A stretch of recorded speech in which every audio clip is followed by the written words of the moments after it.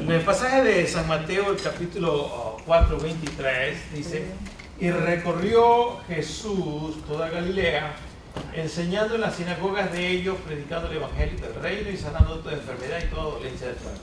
Déjeme comenzar mencionando cuando dice que recorrió Jesús toda Galilea. ¿Qué incluía Galilea?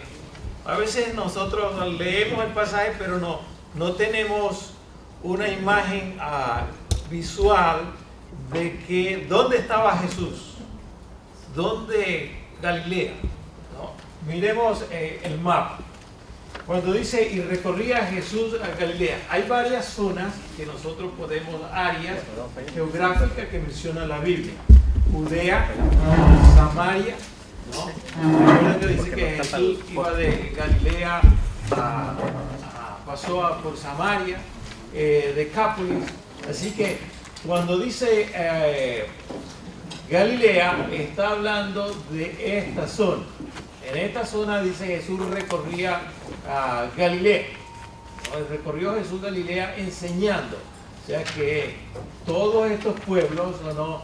Capernaum, Nazareno, el mismo Belén, etcétera, es la área donde dice que Jesús recorría todos. Pero hay otro pasaje que también nosotros vamos a mirar, que Jesús no solamente se limitó a Galilea en su enseñanza. Este es el pasaje del cual nosotros acabamos de leer, San Mateo 4, 23. Y lo puse aquí, no sé si lo alcanzan a mirar, es en un interlinear donde aparece en griego, este es el griego, y donde está aquí la traducción en el inglés, ¿no? Y este es más o menos la manera de pronunciárselo, ¿no? Entonces, dice, y Jesús, ¿no?, fue a través de toda Galilea, y esta palabra que ustedes ven aquí es, ¿no?, didáctico. Es la palabra que vamos a estar mirando, enseñando, ¿no? Didáctico. ¿Okay? Así que otro pasaje diferente a Mateo 4:23 dice, a Mateo 9:35, y recorría Jesús todas las ciudades y aldeas. Ya un poco más allá de Galilea, enseñando en las sinagogas. Y recuerden ustedes que los judíos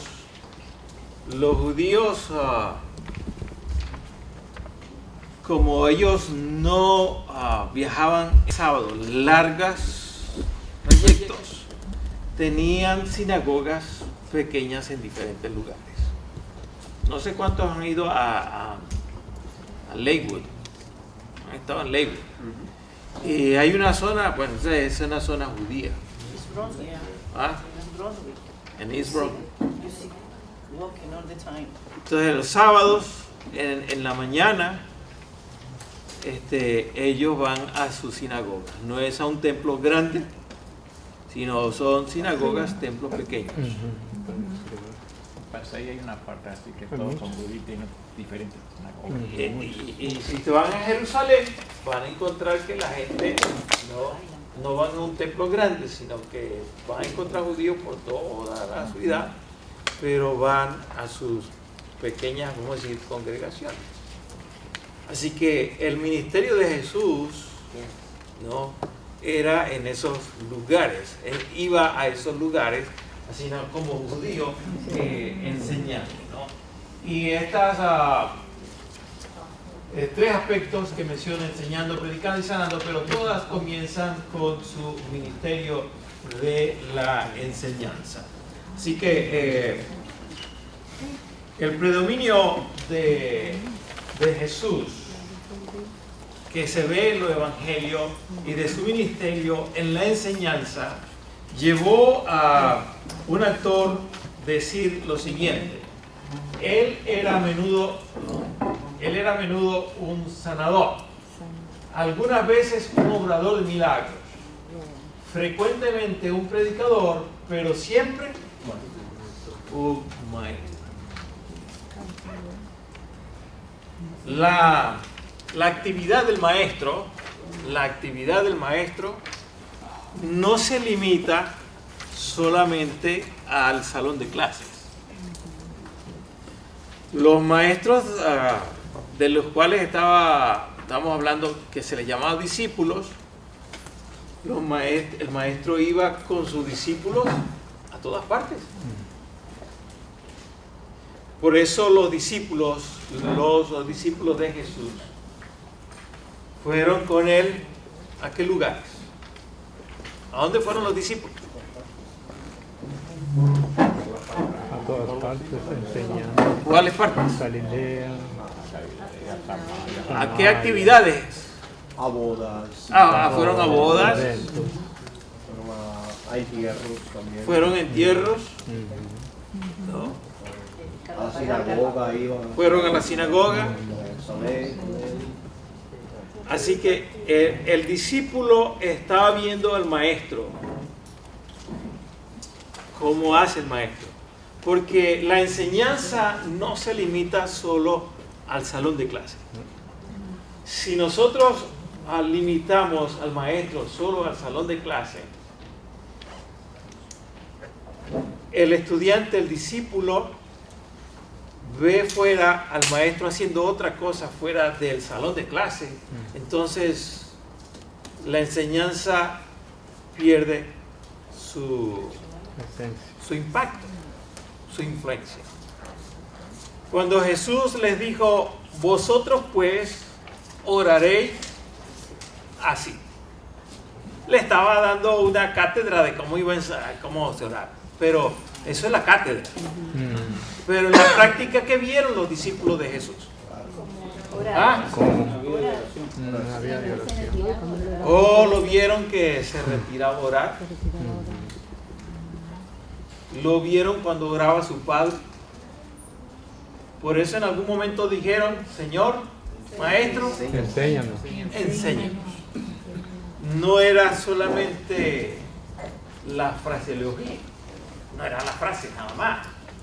¿Cómo es que tú pasas todo el tiempo orando? Tantas horas o tanto tiempo. Queremos aprender cómo orar. Así que el maestro, y con esto quiero decirles, somos llamados a ser maestros. Y por eso la gente va a aprender de nosotros. El predicador debe ser, además de un predicador, debe ser un maestro. El evangelista, además de ser un evangelista, debe ser un maestro. Por eso esta clase está aquí.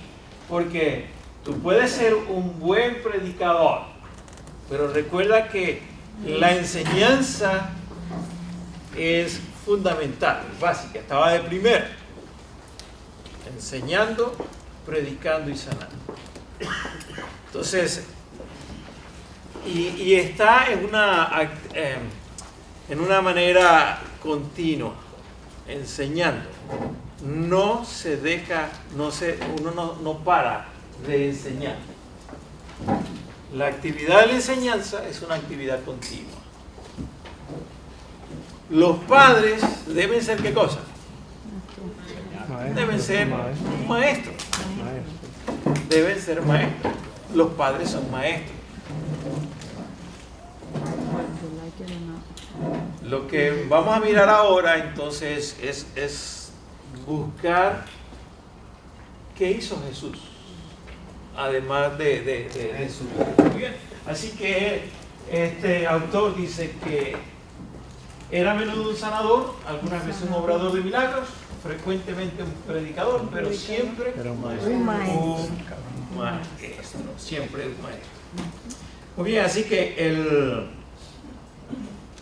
miremos ahora la palabra que les mostré en San Mateo 4:23, en griego. Esta es la palabra y una transliteración de la palabra, ¿no? Didaskon es esta, didaskon, ¿no? Entonces, esta palabra aparece 23 veces en el Nuevo Testamento, ¿no? Este verbo, 23 veces. Y 18 se refieren que Jesús estaba enseñando. Miren ustedes la relación, 23 veces aparece y 18 veces está conectada con Jesús. Así que el predominio aún literario, el predominio literario de la palabra didaskon en la Biblia, en el Nuevo Testamento, el predominio está relacionado con Jesús. ¿Qué enseñaba el maestro?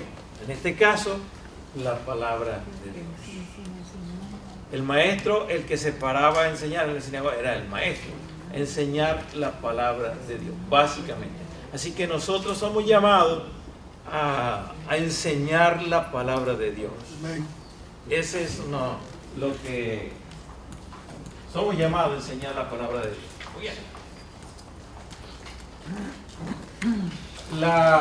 Aquí está el verbo, pero el título para Jesús, él es un didáscalos. Es la palabra, didáscalos. Es el título al que se le da a Jesús en el Nuevo Testamento. Didáscalos. El maestro, el que enseñaba. Ahora, cuando Juan en el capítulo 3, interesante, reconoce a Jesús y le dice: maestro, sabemos que vienes de Dios. No venía de la escuela de los judíos, no venía de la escuela de los rabínicos, no venía de la escuela de los profetas, sino que dice: sabemos que vienes de Dios. Y qué importante es que en nuestro ministerio, en nuestro trabajo, la gente reconozca que procedemos de Dios, no de tal escuela, sino que venimos de Dios, procedemos de Dios, y eso hará una gran diferencia. Hablando acerca de la autoridad de Jesús, dice San Marcos, el capítulo 1, 22, y se admiraban de su doctrina porque les enseñaba como quien tiene autoridad y no como los escribas. Cuando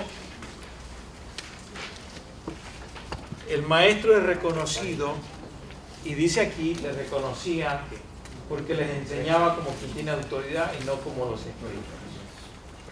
¿De qué se admiraba?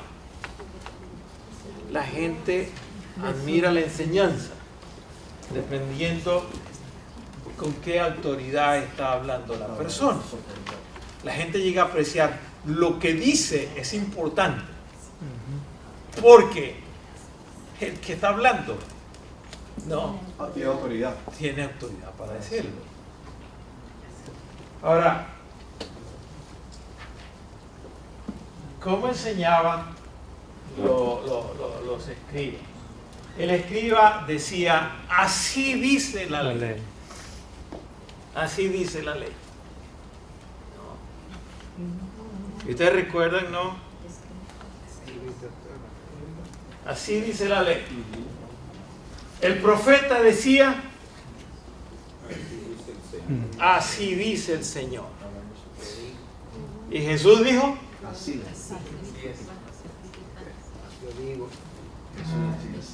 no. ¿Oíste que fue dicho? Yo te digo. Pero yo os digo. Ahí está la autoridad. Dice, bueno, ¿qué? No, Jesús decía: les digo. Y encontramos repetidas veces: de cierto, Jesús.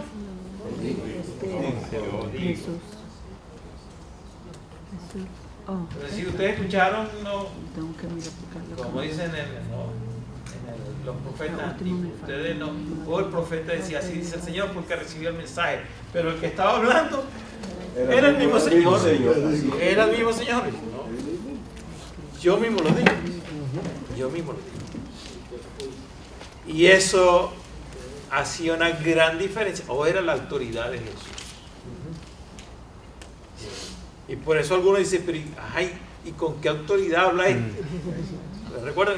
¿Con qué autoridad habla este? No, porque hasta el mar vendió porque era el Señor. No, era el Señor. Muy bien. Hijo de José Carpintero. El secreto de la autoridad de Cristo, número 1, su conocimiento del tema. Y cuando estamos hablando de esto, ¿no?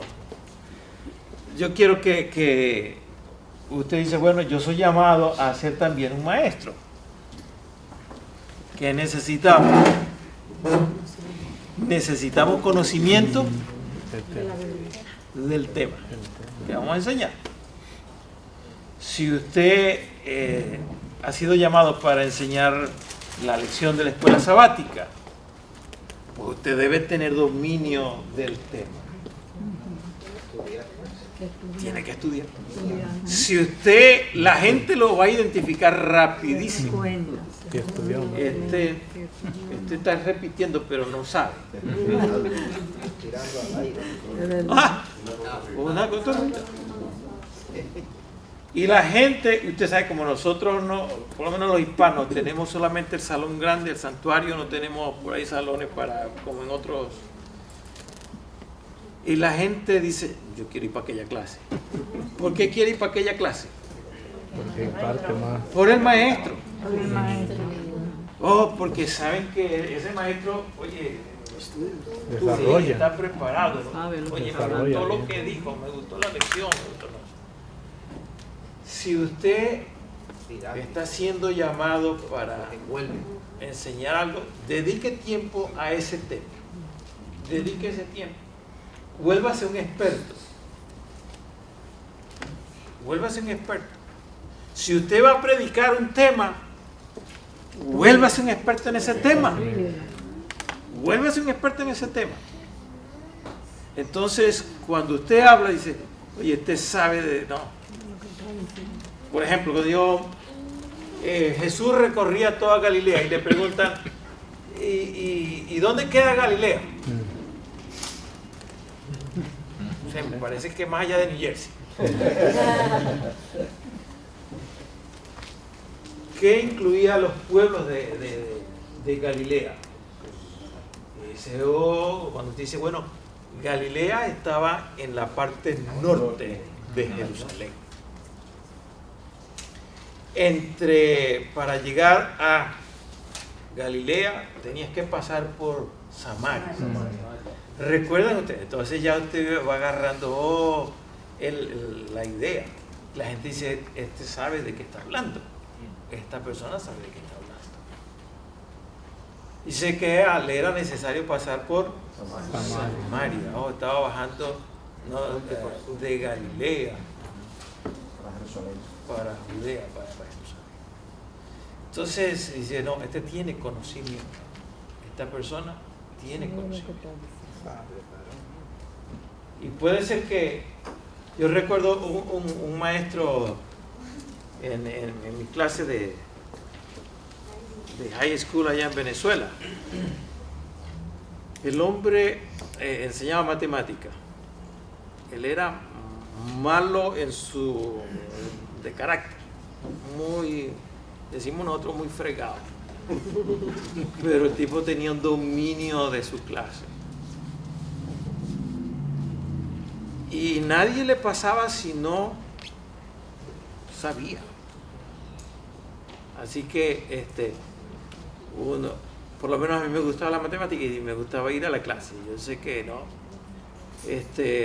Y el hombre la tenía agarrada conmigo porque yo no iba a clase los sábados. Y él daba clases los sábados también para poner al día a los muchachos. Y yo no iba. Así que el lunes, cuando tocaba la clase con él, lo primero que decía es, Agüero, pase al pizarrón.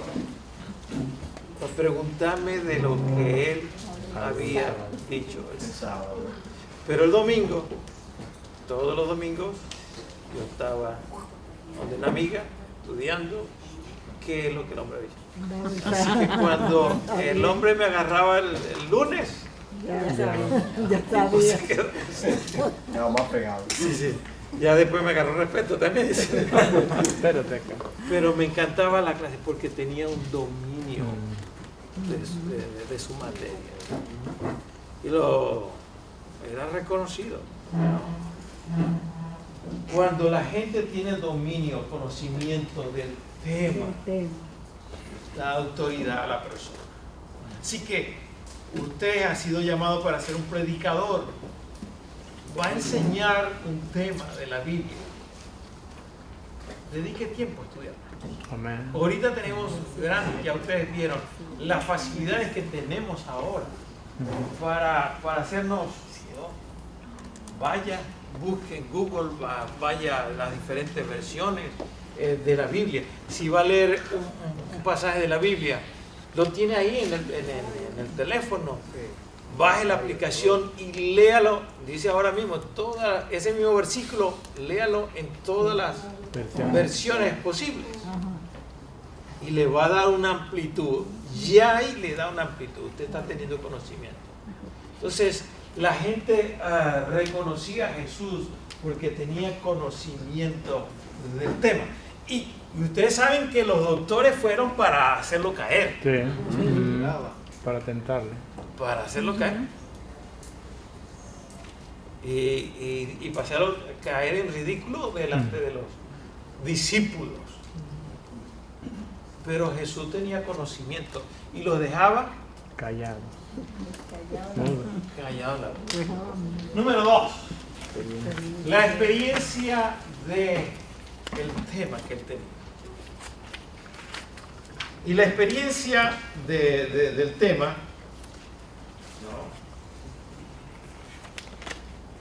no es solamente acerca del conocimiento, sino también acerca de lo que usted ha vivido de ese tema.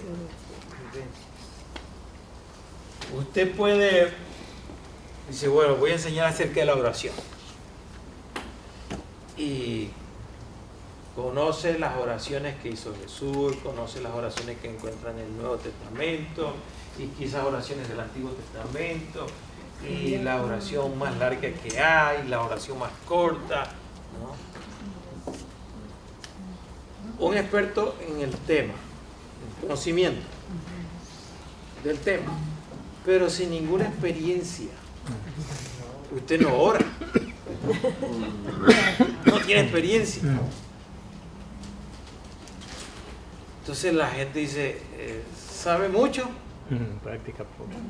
Pero en la práctica Nada. es un empírico.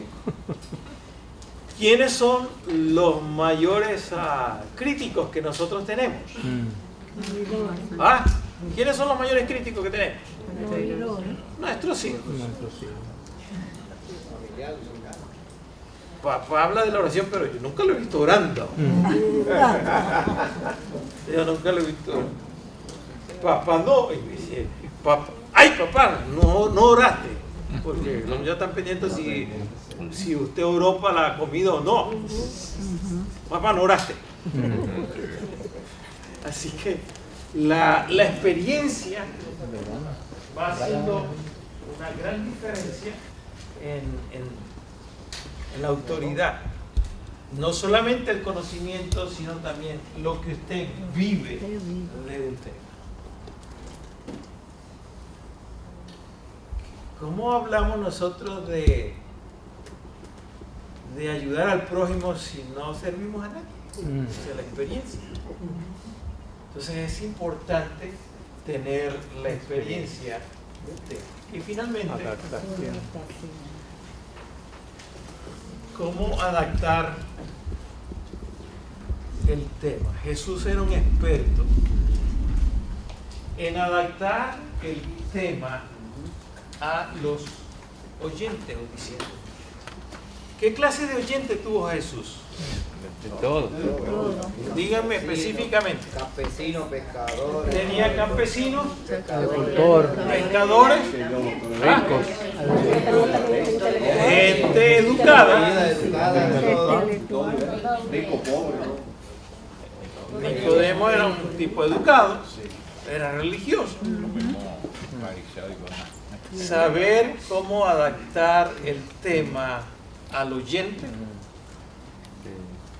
a la cultura, a la edad, al momento, es un arte.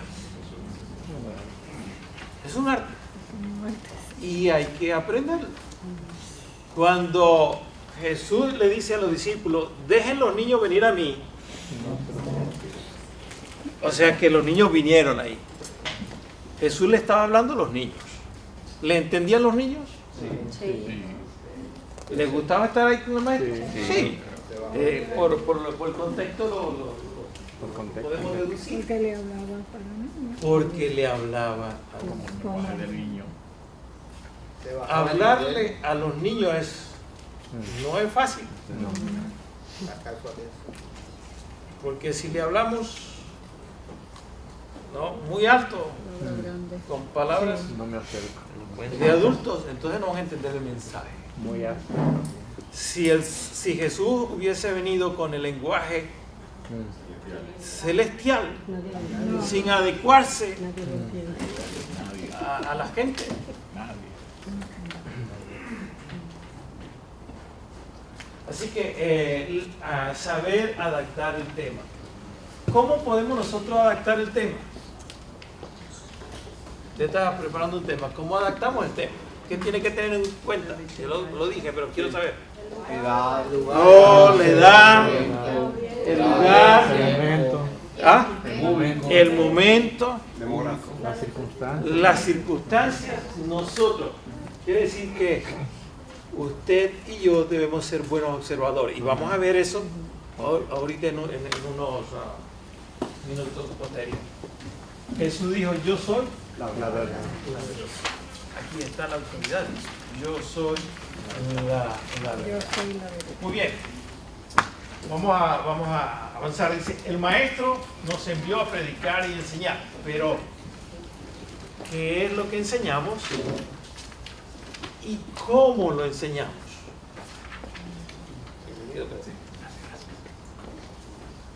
¿Qué es lo que enseñamos? ¿Y cómo lo enseñamos? Ahí tienen el espacio, así que ¿qué es lo que enseñamos y cómo lo enseñamos? Dos cosas diferentes. Y por eso vamos a mirar cómo Jesús enseñó. No, así que el contenido de nuestra enseñanza es el Evangelio de Jesucristo. Por haber sido Jesús el mayor maestro que el mundo conoció, recomendamos los métodos de enseñanza y la estrategia de aprendizaje que él le mostró en la práctica. Yo solamente voy a mencionar, voy a hacer un pequeño resumen de algunos. Hay libros, ustedes lo tienen en la parte de referencia, tienen algunas referencias de algún material que ustedes pueden buscar.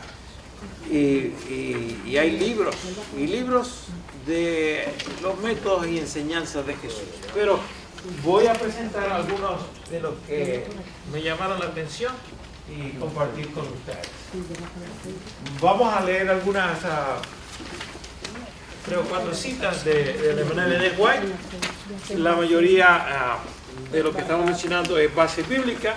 Sin embargo, hay unos pensamientos que me llamaron la atención. Dice en este libro Consejos sobre la escuela sabática, que es especialmente para los maestros, y dice, qué bendición sería si todos enseñaran con Jesús.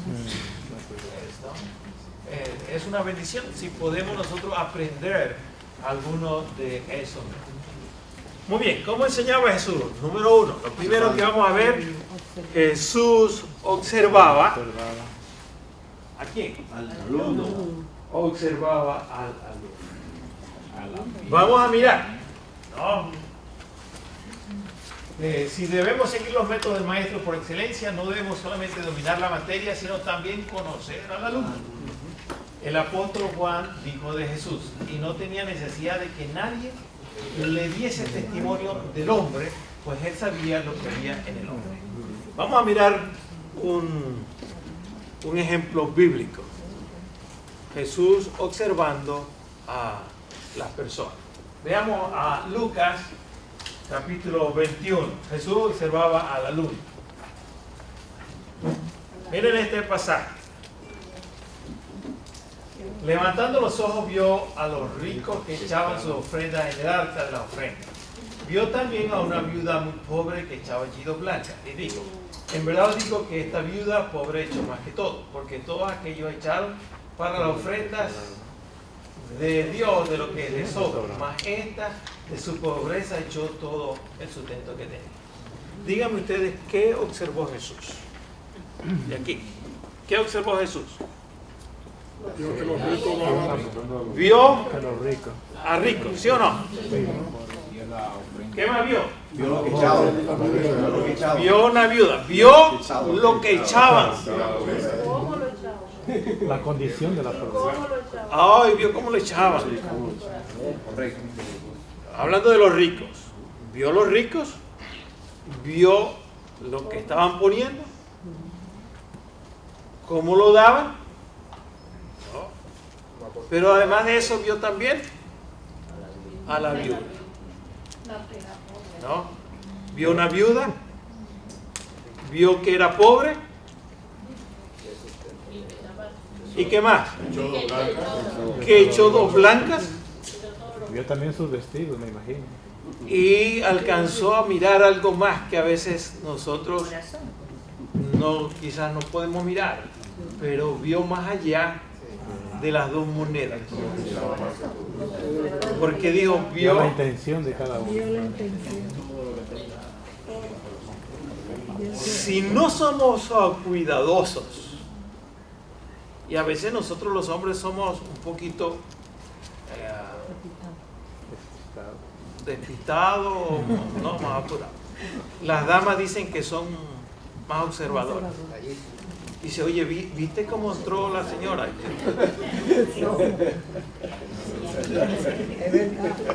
¿Te diste cuenta? Dice mi esposa, ¿te diste cuenta? ¿De qué? Pero en este caso estamos hablando del maestro. Estamos hablando que si usted es un maestro, usted es un líder, usted ha sido llamado para maestro. Si usted es el predicador, usted debe ser intencional en observar sus alumnos, la gente que le está oyendo. Porque hay gente que está allí y dice, la cara de esta persona, algo le pasa. Puede ser que usted esté hablando y esa persona a lo mejor allí esté llorando. Pero si usted no es cuidadoso, va a pasar por alto detalle. Jesús observó al rico y observó también a la viuda. ¿Cómo sabía que era viuda? Por la vestimenta. Que estaba sola. Por los detalles. Por los detalles. No pueden estar solas. Cómo andaba vestida. Era muy pobre.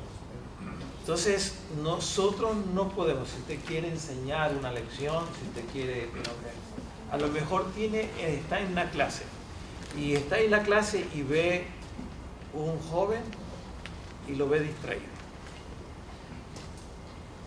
Y hay algo que debemos cuidar. Nosotros a veces nos llenamos de prejuicios, pero debemos observar. Porque a lo mejor esa persona está ahí, pues el joven está ahí y está en alguna situación. ¿Qué tal si después que termina la clase te vi, te vi poco preocupado o te vi cabizbajo? Estresado. ¿Te sucede algo? ¿Te puedo ayudar en algo? Entonces, las personas sienten, dicen, oye, me estaba mirando, me estaba observando. Y si nosotros pasamos por alto los detalles, a lo mejor esos detalles no se vuelven a repetir. usted cuando se pare a predicar, a lo mejor esa es la última oportunidad para alguien. A lo mejor no vuelve más a la iglesia. A lo mejor es el último día que viene a la iglesia.